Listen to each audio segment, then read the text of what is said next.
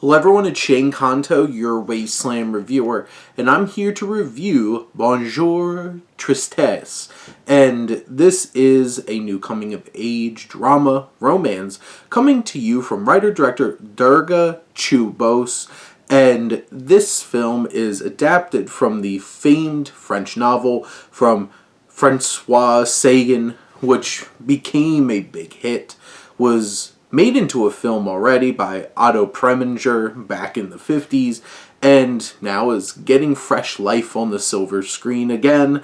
And this focuses on Cécile's relaxing summer with her father in the south of France is upended by the arrival of the enigmatic Anne, who is a friend of the late mother and wife of this duo.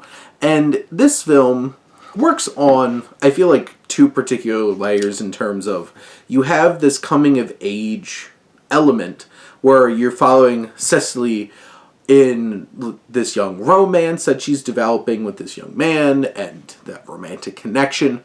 But then you also have this family drama and tension where you're having this father-daughter vacation and this experience, and her father already has a young mistress, and then this woman who's like going like Righteous Gemstones final season here, where it's like deceased mom's like best friend or good friend comes in, swoops in, and starts having this connection with dad, and you have that tension. In terms of this film, I feel like the coming-of-age elements are a lot less interesting. They're solid. They're pretty standard affair in terms of like, hey, young attractive girl, young attractive guy. It's the south of France. It's the Riviera. It's coastal France. It's gorgeous in the south on the Mediterranean. It's like, of course they're going to have a spicy kind of romance. It's just not that spicy. It's pretty, by the numbers, but I feel like it does have some of its charm, and maybe a decent amount of that goes to Lily McInerny, who is our lead performer here as Cécile.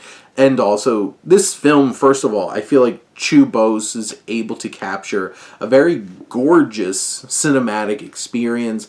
The blocking is really well done from a cinematography standpoint. There's just a richness and a brightness and liveliness to the world. Maximilian Pittner, who's the cinematographer, does a great job in bringing life to this film. I guess you don't have to do a whole lot to bring life to the south of France, to the Riviera, but like it really captures that well, and everything is so striking and sharp and gorgeous, perfectly framed. They do a really good job, even in the subtleties and little details, of making this a very engrossing looking film.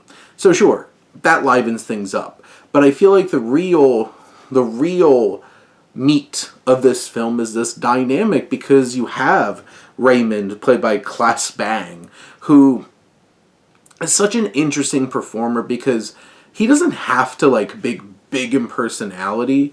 He has this like simmering charisma to him that he can deliver in subtle ways but have a lot of presence.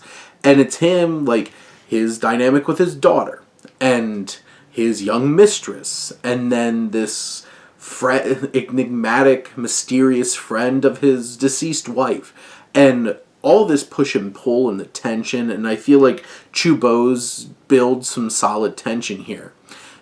I do feel like, from an emotional standpoint, from a connection standpoint, feels a bit too at arm's length, where it's not fiery enough. We don't really get drawn completely into this, and it feels like then it's going a little bit through the motions of these beats, this tension, instead of feeling wholly engrossing.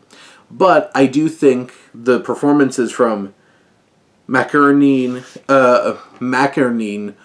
and you have Claes Bang, and especially Chloë Sevigny, who she's such a unique and interesting performer, as she just brings a presence and mystery, and to it, and it's the little details. She's alluring. We can see why Anne like swoops in and kind of grabs Raymond's attention and slowly builds this connection with Cecily, and that element of it is what's most interesting and engaging. What really works about this film, it is gorgeous, and it's so beautifully shot. You have really strong performers breathing some life into this, and some rock solid tension in this strange quartet of characters that are each pushing and pulling for attention. And at the end of the day, this might not be the most dynamic adaptation of a story that feels a little like been there, done that at times, especially because like this is not like a brand new novel, it's not a brand new idea. We've seen things like this before, but it has enough elements, it has enough intelligence. You know, it's gorgeous. It's in the south of France. It has intelligent, well-read characters that bring these kinds of intellectual conversations to really breathe in some extra thematic flair to the film, and it has those things working for it. But those are my thoughts on Bonjour Tristesse. Let me know what you think, and let's talk some movies. But thank you as always for tuning in and supporting your Wasteland reviewer.